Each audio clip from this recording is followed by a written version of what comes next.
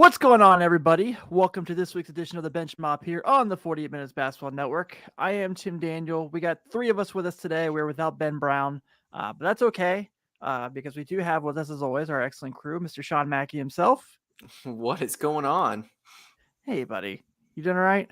I'm doing fine, man. Had some technical difficulties, but we're ironing those out. Yeah, absolutely. Well, we're glad you're here. And also joining us, I'm not even going to try to replicate what Ben does to introduce him because it wouldn't be fair. And I would horribly butcher it. But our good friend and hopefully yours, Mr. Joshua Hayes. How are you, pal? Evening, fellas. How we doing? Good, man. Good. Ready to talk some play-in basketball and kind of give our thoughts on these games. Obviously, now we are at the point where it is do or die for these teams, and a lot of fun these couple days. One of these games is probably proof that we should not have a play-in tournament anymore, and we should just go back to the top 8. We'll get to that, I'm sure. But wanted to kind of get together, talk about this before we see maybe get together later in the week and kind of do a full playoff prediction once we know how everything's going to be lined up. But this is going to be fun, so we're going to go ahead and jump right into it with the first game on Tuesday. We have the number 7 Brooklyn Nets against the number 8 Cleveland Cavaliers. Both teams have the same regular season record, but the Nets did take the season series 3-1 this year. The one win was the infamous game when Kyrie Irving said to the Cleveland Cavalier fans, "I got you guys a championship and you MFers are very ungrateful," which, sure, pal. But kind of looking at this matchup here, obviously it was just we kind of expected this to be the case, but it was just set in stone that the Cavaliers will be without Jared Allen tomorrow. Mm-hmm. So that definitely hurts quite a bit. Although, the Nets are without Ben Simmons, but this game kind of feels pretty easy. It's Brooklyn at home. They win. They go to Boston. Cleveland wins, and they're obviously in. They go to Miami. Yeah, Miami is the 1 seed. I think that's how that works. Yeah. I can't remember. But regardless, obviously this is the big matchup here for this, probably the highlight of these 4 games. I think Brooklyn's favored pretty big. I'll have to pull it up again real fast. But gentlemen, when you kind of look at this matchup particularly, how do you kind of see this line up and play out? Don't give your predictions just yet, because that's on the next slide. By the way, the Nets are 8.5-point favorites. So I'm sorry, you said, how do we feel this is going to go, or what our initial thoughts are? I'm sorry, what did you just say? You cut out. Yeah, kind of just talk about what you think about the game, but don't give your prediction just yet. I'm waiting until the next slide to give our predictions. I think this game's going to be a little bit tighter than people expect, to be honest with you. Obviously, Jared Allen being out, that really, really does hurt the defense for the Cleveland Cavaliers, but the Nets have, the best, if not one of the best players in basketball right now. So I don't know. I'm gonna, give them the edge. So the Nets actually have to lose 2 games to be out, correct? Right. Yeah. So whoever loses 2 games is done, basically. So do the Nets rather want to play Miami, or do they rather want to play Boston? Probably Boston, I'd say. Well, and if that's the case, then I say the Nets win. There's just too much offense for Cleveland. I don't think Cleveland in a shootout can hang with them. And I also think the Nets have been cherry picking. They've been randomly playing guys here and there, saving guys, not playing them DNPs. So I think when come playoff time, I think the Nets lineup and rotation is going to look completely different. I mean, you're probably going to get, Josh, 30 plus minutes. Yeah.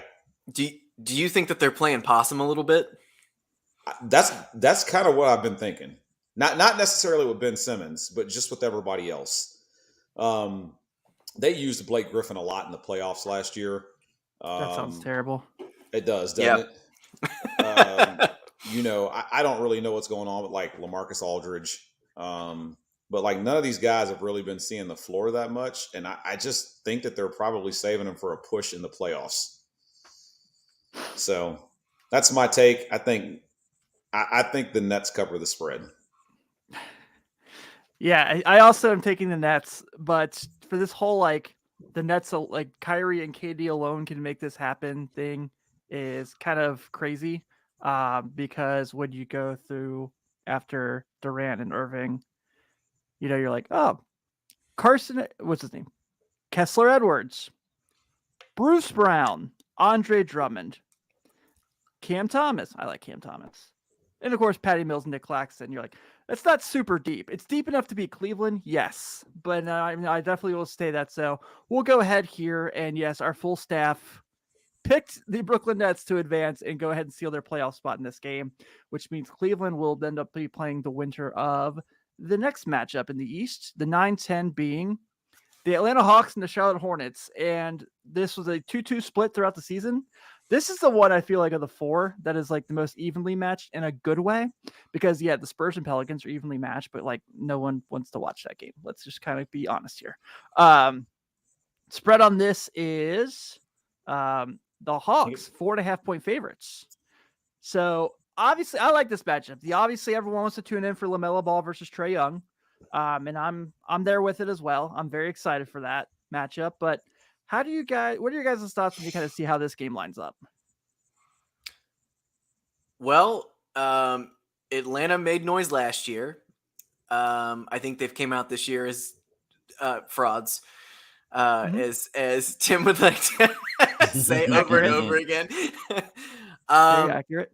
I think that I think the Hornets with LaMelo Ball, they have a good shot at this. Like you said, this is one of the more evenly matched play-in games, and I think this one's going to be tight, and I think it's going to go down to pretty much the last second. I don't know why, but I just feel like it's going to get really, really, really tight with these guys. But it's weird that the Hawks are here from where they were last year. Like it kind of shocks me, but then again, it also doesn't shock me, if that makes sense. Doesn't shock me a bit. I know. Not one bit. I like the way that the Hawks have been playing the last, I guess, last even month of the season. They've won some big games here and there. I feel like Trey Young has really kind of put them on his shoulders and kind of done what he's needed to do as a leader. I know I saw the stat that came out today that Trey Young led the NBA in points and assists, but obviously when you take as many shots as he does and shoot as many free throws as he does, like that's definitely a possibility. But I really like how their roster is constructed. They've been getting some huge play out of Bogdanović, especially since he came back from being hurt. And, they sneakingly get some good play from like DeAndre Hunter, who, comes off the bench as kind of like their backup point guard. And ever since they got rid of Cam Reddish, they've been a different ball club. And I think the Hawks is the one team that if they were to get into the playoffs and they get that spot against Miami, they played Miami really tough the other day. I think the game came down to the very end. I think they could give Miami some fits in that series. I agree. I look at this matchup, and it's very even. Like you said, like I really like the Charlotte team. I like how they're built. Getting Montrezl Harrell ended up being a really good get for them. He really filled in really well with what they needed. You could see him and LaMelo really develop nice chemistry with their PNRs. Miles Bridges has been tremendous. Probably, is going to be a finalist for most improved player. If not, may just win it if Ja Morant doesn't, which we've talked about a million times. Ja Morant should not be in that category. He should be in the MVP category. We'll get to that another time. That'll be a later episode during this time when it comes out. But I think that this is a fun matchup, but it comes down to, in a situation like this, who do you trust more? And I think I trust Trey Young more at this moment than LaMelo. Not to say in a couple years I won't. But having guys like John Collins, Danilo Gallinari, Kevin Huerter, I just think they're going to be a little too much. I think it's close. I think Charlotte really gives them a hell of a fight because they're really well coached and they have a good basketball team. But I am going with the Hawks. Yeah, I think Trey Young has played so well lately, and I know it's this kind of. I know he's only been in the league for a couple years, but he's 23 years old, and it's just like you see the consistent points he puts up every single night, and he just goes out and balls, man. He's not a defender. He takes a bunch of shots, he makes a bunch of shots, he misses a bunch of shots. That's what he does. That's but what he does. He's not a truly efficient player, but he does get points up, and I got to give it to him, man. I agree. I think he's going to win this one. So Ben picked Charlotte. Interesting. He did. He's not here to defend himself and give his opinion on why. But okay. Yeah, I like it. I would love to see Charlotte win. I think it'd be really fun to see Charlotte versus Cleveland in a winner-take-all game. Yeah. It would. I agree. That would be fun. Yeah, that would be a blast. Especially Evan Mobley's been back now for a few weeks. Yeah. So I think that would be really, really cool. Kind of a battle of the young guns. Yeah, for sure. Darius Garland versus LaMelo Ball in a winner go home. Mm-hmm. Sign me up for that. Yep. Yeah, I think we're all glad to see Cleveland at least be in. If there weren't these play-in games, Cleveland would be in the playoffs right now. So, I would consider that a success for them as the season. And the crazy part is a week ago, Brooklyn was the 10 seed, like they weren't even in the playoffs, and they snuck all the way into the 7. So, kudos to them too. Yeah. But side story though, Trey Young is actually having probably his best season as a pro, shooting wise, even though we all talk about how bad he shoots. He shot splits of 46, 38, and 90, which isn't horrible, but that's very good, actually. That's good for him. That's good for him, and way, way better than what he used to be at. Yeah, that's good for everyone not named like Steph Curry or Damian Lillard or like hell, Duncan Robinson wishes he could put those numbers up, and he's in the NBA as a shooter. Right. Yeah. So this is what the staff had as far as like who gets the last spot. Splits. So Josh and I felt comfortable saying that Atlanta will be good enough to win 2 games because we feel like without Jared Allen, they should be able to beat Cleveland. But Sean and Ben really high on the Cavaliers, still sneaking in and getting that last spot. So I hope you're right because I want to keep watching Evan Mobley play basketball. But yeah, I think it's pretty cool that we're actually like kind of have a coin flip on this. So if Jared Allen was playing, I would for sure pick the Cavs. Yeah. I didn't see that he was cut from that until after I gave you my predictions. So that's kind of why I went with that. But we'll see. Yeah, I can't believe I'm rooting for Cleveland to win anything. I'll just be completely honest with you. They're a fun team. It's a sports fan. They got all those guys on young contract. They're young guys on good contracts. They have money. They actually have draft assets. Yep. And the thing about this is if the Cavaliers lose out, they don't make it. They're a really good young team that gets a lottery pick, like a late lottery pick. So yeah, they win either way. So kudos for them. I think really the only team that doesn't win either way, if this doesn't go their favor, is the Hawks, just because of what they did last year. The expectation they set is the only reason. So, yep. All right, so let's go to the West real quick. And our first game we have is the number 9 Minnesota Timberwolves, who will be home for this game, hosting the number 10 LA Clippers. The Clippers did, though, play very well in this series against Minnesota, where they took 3 of the 4 games. Obviously, Paul George has come back and been on a mission. He's been tremendous. Yep. We've spoken very highly about what Minnesota's been able to do this year with guys like what Cat's done, how Anthony Edwards has really taken that next step. Pat Beverly really kind of helping this team find an identity. And the fact that Pat Beverly is playing in a game against his former team that he has to win to stay in the playoffs is excellent television. I love this matchup on paper. I think both teams really bring something new and dynamic. Obviously, if there's Kawhi Leonard, I think we all feel way different about this game, but I'm stoked for this game. The Clippers were 42-40. They got hot there at the end. The other night I know it was against like Skeleton Crews, but Amir Coffey had 35 points to show what he can bring to them. We've talked about Brandon Boston, what he can bring to them off the bench throughout the season. So this is going to be a fun one. I really like this matchup a lot.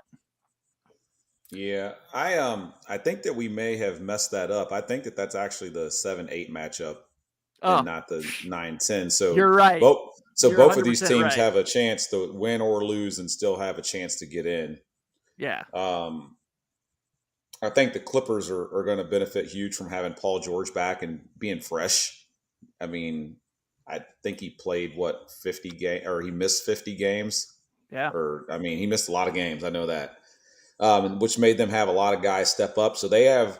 I feel like the Clippers have, especially if Kawhi was playing, even without him, I feel like they got probably one of the deepest rotations in all of basketball.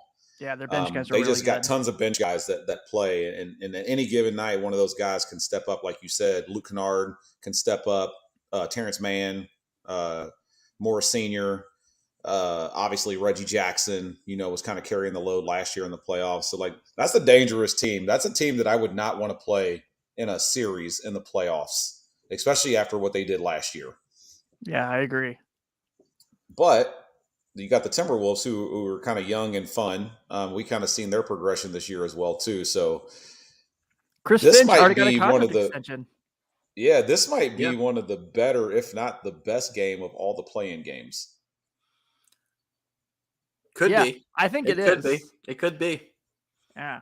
All right. So, like I said, shall we go ahead and get to our thoughts and our predictions? Go for it. All right. The three of us took the Clippers, and Ben, being the odd man again, is feeling that Karl Anthony Towns fever and takes Minnesota. I think, I don't want to speak for you guys by any Minnesota. means. I would love to see Minnesota win. I think it'd be awesome to see Anthony Edwards guaranteed yeah. in a playoff spot. Though we'll get to the next game here in a second. I think Minnesota will win that one when they have to, but we'll get to that. I just think the Clippers are too deep. Like Josh said, he just named like 6 different guys they can trust to score 25 a night if they need to. When they shorten their rotation, they're going to give teams fits. So if they win this as the 7 seed, not the 9 seed, Tim, they would then go on and they would be playing, the 8 seed, whatever. They would play Memphis. And I think I would pick them to beat Memphis. And it's not because I don't love Ja and Jaren. I don't really love that team. Ooh. I just think that the playoff experience is really going to matter. So I hope I'm wrong. Well, here's the thing. Here's the thing that like I've been thinking about like the whole year. So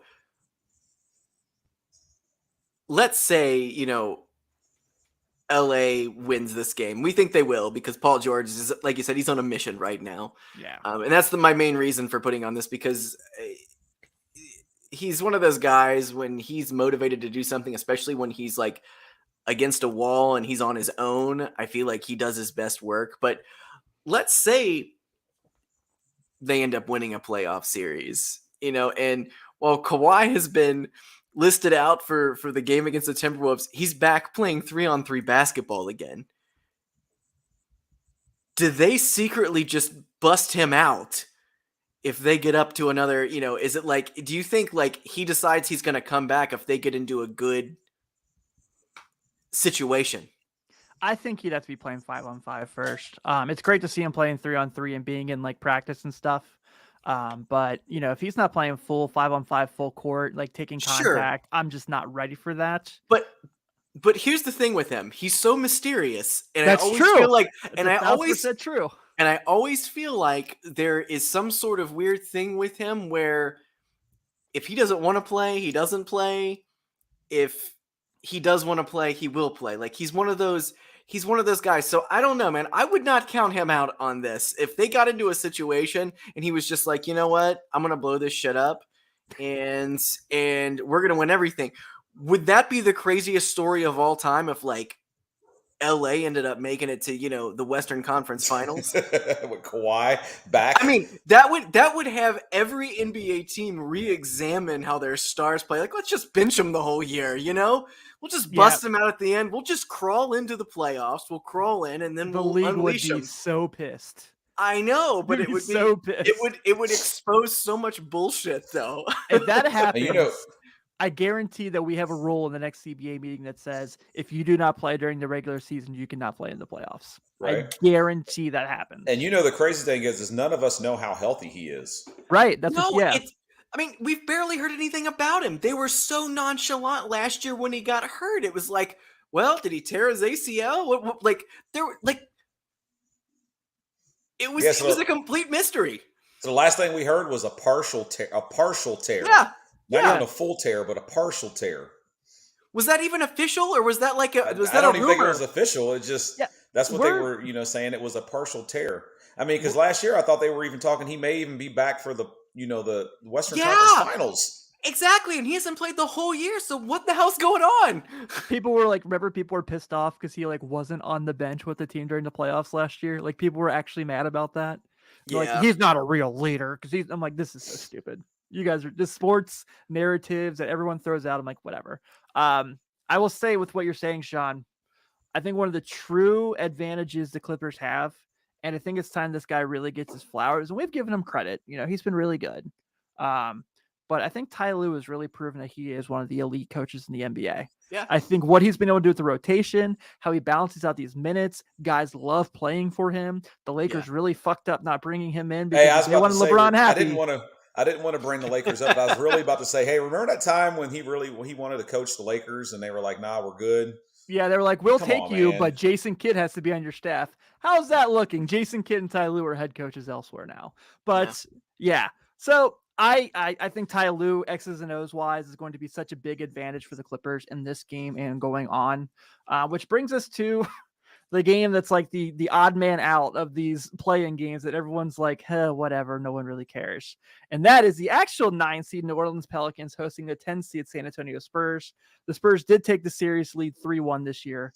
And look, I don't expect you guys to give like a big like basketball breakdown here because no one wants to watch this game. I don't want to watch this game, and I love basketball. But I will say, if New Orleans had Zion and Brandon Ingram, I'd be like, all right, cool, pencil them in. Oh, absolutely. They don't have either of them. Absolutely. Yeah, it's like I'm not going to sign up for the CJ McCollum show right now. I don't give a shit. Right. I don't care. I mean, not that he's playing terrible or anything, but there's no excitement in this game. The Spurs team that they have currently on the floor, it's a transitional team. It's not a. They were given the play-in spot. They didn't want it. They didn't want it. And they were forced into it because it's your mom's Christmas sweater that you get at Christmas that you don't want. Yeah. That was the Spurs playoff. Thanks. This is great. I really appreciate it. So if Pop ends up getting into an actual series. Is he going to get himself thrown out of every game? What's he going to do? Yep. Oh, man. Yeah, and with that being said, I picked the Spurs. Oh, you're going for it. Okay. I just feel like without Brandon Ingram, CJ McCollum cannot win this game on his own. I don't know, man. I love Herb Jones. I love Jose Alvarado. We obviously know I love Najee Marshall. But Dejounte Murray is probably the best player in this game. And he is. I think like this is a guy who's like proven all year he's ready to take the next step. And even though Pop might not want this game, I guarantee you that Murray does.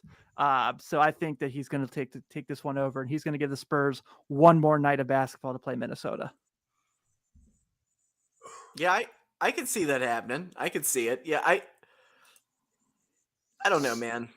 There's something that tells me that McCollum is gonna do some sort of crazy heroics or something, and that's my reasoning behind this. I think Murray definitely is the best player in the series. I'm not going to argue with that. I don't know. I have some sort of strange feeling. It's really a shame that because the Spurs were so bad this year, and they're on that Western time frame, that people didn't get to see Dejounte Murray play more. I know, man. So now you see guys like Ja Morant getting all this love, and like, I'm not saying he's Ja Morant level, like he's not that Showtime yet because he plays a different style of ball, but he's definitely he's a baller. Like he can flat out ball. He's so good defensively, and he's such a good leader as far as like having the ball in his hands and setting up the offense. Yeah, I'm a big fan. So, by the way, just in case anyone's keeping score at home and listens to our show on a regular basis, Josh and I have agreed on everything so far. And right, that doesn't. When I saw you pick this, I was like, "Damn it, Tim!" Normally, we are like at a point where we are totally disagreeing, but we are not there yet. And I don't think we'll be here either, because once again, the three of us picked Minnesota to get this last spot, and then Ben picked the Clippers. Of course, we had Minnesota beating the Clippers. So we both feel like the 7-8 teams are going to be the ones that get in on the West. Which sets up, and I kind of want to wait for everything to pan out before we get to those series and break them down. But if you guys want, we can kind of break down this series we know are going to happen for a few minutes. Obviously, us as Bulls fans are excited our team is in the playoffs. We're just not excited about the draw we got and the fact that we got to play the best player in the world in a best of 4. I mean, in a best of 7 without our point guard. And I just don't think the Bulls are going to have enough to get a game in the series. Honestly, I think the Bucks are going to sweep them. It's not even not having the point guard. It's just completely losing confidence at this point in the year. I mean, I'm not going to throw everything on Lonzo Ball. That is not the problem that this team has right now. Number one, they had a really easy schedule at the beginning of the year that made them look way better than they were. And they did win some decent games. They won, a couple. There was a game against Cleveland that I thought that they were super tough on. There was so many games at the beginning of the year where I was like, damn, these guys are really good. But it got more and more evident as the year went on that they couldn't beat elite teams or even somewhat elite teams. And so I'm all out. This is going to end the way that the last time the Bulls and Bucks played each other in the playoffs, except it's going to be like a total opposite. And I feel like Patrick Williams is actually going to get suspended at the beginning of the season for pushing Antetokounmpo on a 3, like at the end of a game. He's just going to get really frustrated and be like, that's it. We're not going to win. Fuck them. So you call him sweep also? Absolutely. However, I will be praying for no sweep. I am too. I would just get me one. Give me one. They're the world champs, man, and I think they're gonna repeat. So I'm like, I'm there too, and I just feel like I know you can make a case for a lot of different people, but I feel like right now Giannis is still the best player in the world. So he is. I don't even know if any of the games will be close. I don't either. No, I don't either. They won't be.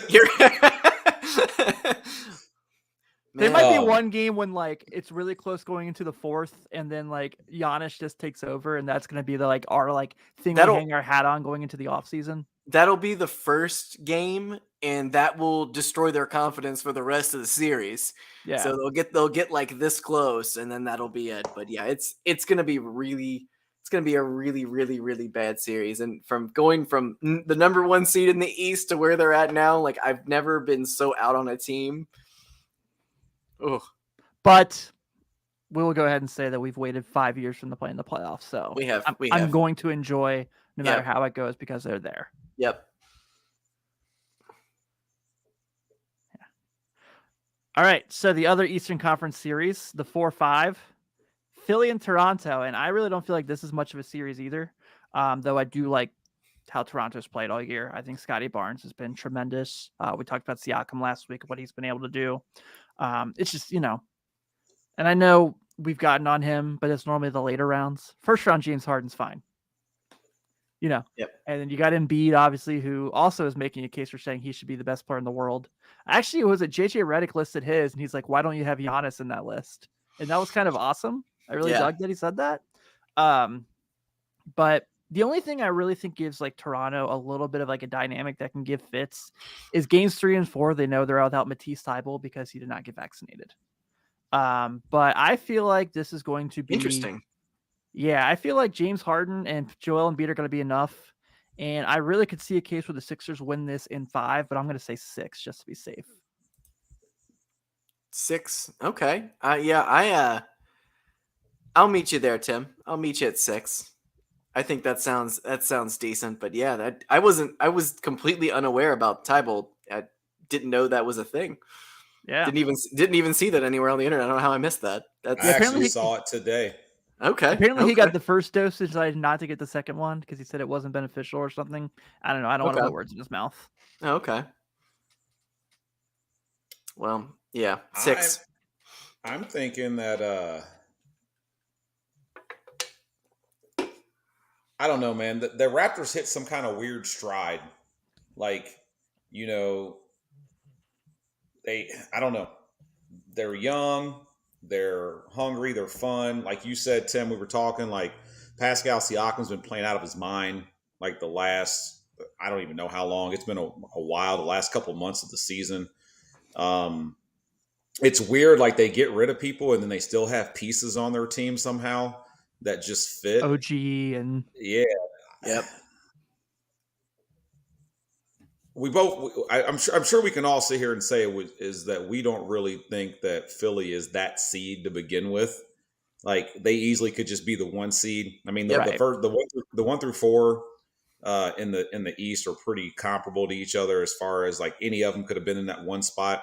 So I don't know if Toronto's a huge drop off. Like the end of the season, like they played themselves into the playoffs from the play-in and like just kept winning. And then next thing you knew, they were in the 6 and then they were in the 5 and like, all these teams kept dropping. So I don't know, man. I think it could be 6 with a potential game 7. Okay. That'd be fun. I would love it. It'd be a blast. Yeah. I just feel like Joel Embiid's really going to want revenge for the Kawhi Leonard shot, and he is not going to take any prisoners in this series. Oh yeah, I didn't even think about that. I tell you what, man, he definitely tried to put an exclamation point on trying to win the MVP in that last game of the season. Yeah, he did, man, for sure. And on the West, we'll go the 3-6 there is Golden State and Denver, and it has been ruled, I wouldn't say official, but it's been ruled highly unlikely that you see Michael Porter or Jamal Murray come back for this playoff series, which we kind of all expected. Yeah. I suspect Steph Curry will be back and then, fairly soon. But I still feel like Golden State, even with or without Steph Curry, is just gonna be enough for that whole team. I love Jokic. I think he's tremendous. I think he very well could win a couple games in this series by himself. And Josh, you said that you could see the last series going 7. I think this does go 7. I think Golden State, if they get Steph Curry back, wins this in 7. Well, obviously, that's the big. They don't win without Steph Curry. I think he's too good of. Yeah. I don't think people give Steph Curry enough credit on how much he actually facilitates the offense when he's in the game, even though Draymond is the actual facilitator. The other things that he does in the offense, creating space for everybody else because you have to have an eye on him at all times, makes that offense almost unguardable. If he's back and he's healthy, and Golden State has their full roster, like I see them making a run at the finals. If Steph Curry's not 100%, like it's going to be rough for Golden State. So I could see why you would go 7. Yeah. I'll take them to win in 7, but would it shock me if Nikola Jokic just has another insane series and beats them? No. But like it almost reminds me of like when Anthony Davis was in New Orleans that one series when they played Golden State and he was like just incredible for 4 games and they didn't have enough to even get a game in it still. Yeah. I'm going to go ahead and give it to the Warriors also. I'm going to say, I don't know, it's hard to say 6 or 7, so I'm probably going to be in the same range. It's in that range of what they're going to win. I haven't said this enough this season, but Jordan Poole, man. I know. Hell of a season. Hell of a season. Good. I mean, he's averaging this year, this is wild, 18.5 points a game. I mean, and 3 rebounds, 4 assists, and about 1 steal. Like he has been solid production for them. And he scores efficiently and very efficiently. So I like him in a situation like this, especially when Steph Curry's not playing. He's one of those guys who can kind of show off a little bit during this. And, I think this is going to be a huge moment for him because, Steph's already been ruled out for the first game. So they don't know when they're going to get him back. Is it going to be the second game? It'll be the third. Will he, who knows? But I don't know. I'm going to give it to the Warriors. If the Nuggets had those 2 other guys, if it was Jamal Murray and Michael Porter Jr. together, healthy, I'd probably lean Nuggets. Not even going to lie. Yeah. There's a lot of Kevon Looney you're going to have to trust in this game on Jokic. You can't trust it. You can't. Yeah. And you got to throw Draymond there, which I know Draymond will like give him everything he's got. Yeah. But yeah, it's going to be interesting. I just really feel like guys like Kuminga are really going to be really helpful for Golden State in this series I with their like him defensive too. ability. Yeah, I Really, do really like him a like lot. him. Yeah, which I did not coming out of the G League. I was like, maybe another year at the G League would be helpful. And he ended up showing I'm an idiot and don't know anything. So, yeah. And Josh, did you give a pick or did you just kind of analyze real quick? I can't remember. I just analyze. I'm. It. I think it goes 7, like you said, but only because nobody knows when Curry's coming back to play. Yeah. If he's ready by game 2 and he's good to go, I think Golden State could potentially close it out in 6. The longer he stays out, the more the Denver has a chance. Golden State is another team, just like the Clippers, though. Like they're deep. Like they're 10 guys deep, and they always have somebody that randomly contributes every night. And you may get a good shooting night from Lee. You may get something out of Kuminga. You may get something out of Porter Jr. Like it's just weird. Like their roster's constructed the way they wanted it, and they just got Iggy back, so I'm sure he'll play some playoff minutes. I'm sure he'll be out there on the floor, to try to beat that other guy. But like, I think the healthy Golden State team is every bit of they can give Phoenix everything they can handle for a 7-game series. My big question is, does Wayne Ellington show up at one of these games to chase down Campazzo after his tweet last night saying that? Oh man, yeah. Yeah, because that could really change some things. All joking aside, I'm really curious how Denver uses DeMarcus Cousins in this series, because after his 10-day with Milwaukee and then he ended up going to Denver, he ended up being a pretty serviceable backup. Yeah. Had some really good games. So if he goes out there and plays well and like gives them something where like in those non-Jokic minutes, could really, really be interesting and beneficial for them. And then the last series that we know of that's guaranteed who's going to play who is the 4-seeded Dallas Mavericks versus the 5-seeded Utah Jazz. And this just kind of feels like it's going to be the Luka show. Just what he was able to do post All-Star break this year. It's not to say I dislike the Utah Jazz's talent, but it seems like everything's been kind of going downhill there. Quinn Snyder's like heavily linked to the vacant Laker role now, which I don't know. I highly doubt he takes the job because it's a fucking gas fire. But you look at this Jazz team and it seems like the Gobert Mitchell era is slowly coming to an end. We kind of discussed this a little bit last week's show. But I just feel like the Mavs just have a lot. You can look at a guy like Spencer Dinwiddie. You can look at a guy, Maxi Kleber, obviously Luka, and, Jalen Brunson, and the list goes on, where like Utah's kind of relying, they've been without a lot of their guys throughout the season. And, we've seen playoff Rudy Gobert. It's very different than regular season Rudy Gobert. So I'm taking the Mavs. I'm taking the Mavs in 5. I'm going to go ahead and I'm going to go Mavs in 6. But also, I believe this is also going to be the Luka show. So, this isn't like a series that I'm going to be honest with you. I'm not super pumped for the series. I'm not either. It's not. These are just not. The Jazz are just not a team that I get excited about. It's been like that literally my whole life. I don't know why. I want Donovan Mitchell to break the chains and go someplace else and get out of Utah and let Rudy Gobert just continue to win Defensive Player of the Year by default every single freaking year, which is probably going to happen again. When you play Rudy Gobert in the playoffs, run a pick and roll on him. It's only been proven evident the last 5 years. What's really odd is so Dallas is plus 10 in the win column this year over last year. Yeah. They are better defensively this year than they were last year. And they got rid of Porzingis in the process of that, which seems kind of odd, right? I mean, he's a rim. I can fully understand it. but then you almost understand it. So, the one thing that I see that's different, and I said this last year when this first happened, when we first found out it was going on, I think a bigger difference in this is Jason Kidd being the coach of the team. He's point guard minded. I think he helps Luka with the ball in his hands. Luka seems that he makes better decisions this year with the ball.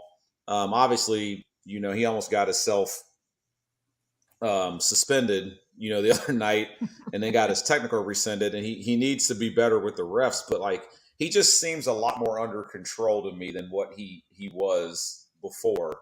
And I attest a lot of that to Jason Kidd. I think the floor is a lot more spaced out too without Porzingis there, and those other two bigs that they got, I think they do their job. They do what they're supposed to do, and it helps. I would love to see Dallas maybe next year go get him another piece. Maybe they get Donovan Mitchell.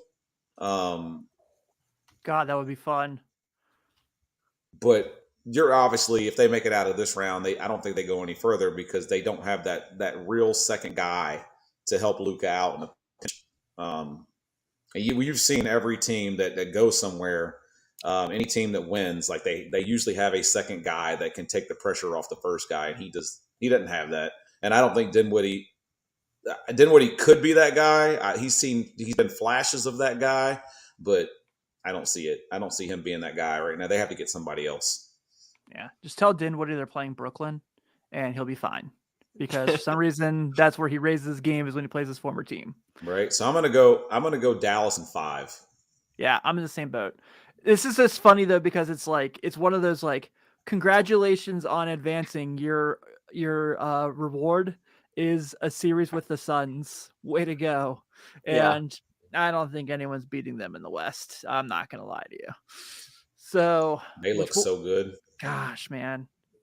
That thing that came out the other day about Chris Paul, which we obviously already knew how good he was, but the whole he's been on 4 teams where he's been there, their season, they set their franchise record for wins in a season, is one of the most incredible basketball stats I've ever seen. That's pretty awesome. Well, he's got to win a ring, man. He has to. He's got to win a ring. I love Chris Paul. I think it's not that I think he is one of the greatest point guards of all time. He does help your team win, but he's had this thing about breaking down at the wrong time. I know he was hurt a little bit early. Was it All-Star weekend? He got hurt around there and he was out for a little while. He's back and everything. I will say this. If the Suns and the Bucks both make it to the NBA Finals again, I think everybody starts taking them both a little bit more seriously, because I don't really think anybody knows, a casual fan that's watching the NBA, they don't really know what to think of it, because we had the bubble year and, LeBron's not in anything right now. And it's just all of the teams that were once good are kind of on the outskirts now. So it's you get those two teams back together again. It's okay, these are the best of the best right now. And I think it would do wonders for both franchises if they both made it another year. Yeah, I kind of lean towards we're going to see a finals repeat, to be honest with you. Though it would not shock me if Harden and Embiid figure something out in the playoffs and take Philly to the finals, especially with how well Maxi's played throughout the season. Yep. And, so it's going to be interesting. But, they also have DeAndre Jordan, who's going to be playing the non-Embiid minutes, and he can't play playoff basketball anymore. So that's your guy, man. Yeah. So before we get out of here, from doing our play-in preview thought process, I want to take a second and actually shout out our chat this week was fairly active. We had people in here talking and claiming their territories. We had a lot of Brooklyn fans in the chat today, so that was cool. Hi, Brooklyn fans. We picked you guys to go to the playoffs, so you can like us. But as the playoffs go on, we'll be kind of doing this each and every week, kind of giving our thoughts on how everything's going to play out. So be sure to tune in if you're not subscribed to us on your podcast channel of choice, whether it be Apple, Spotify, Amazon, Google, Stitcher, iHeartRadio. We're on all of them. Yeah. And just give us 5-star reviews there. Enjoy the play-in. We'll talk to you guys soon. Take it easy.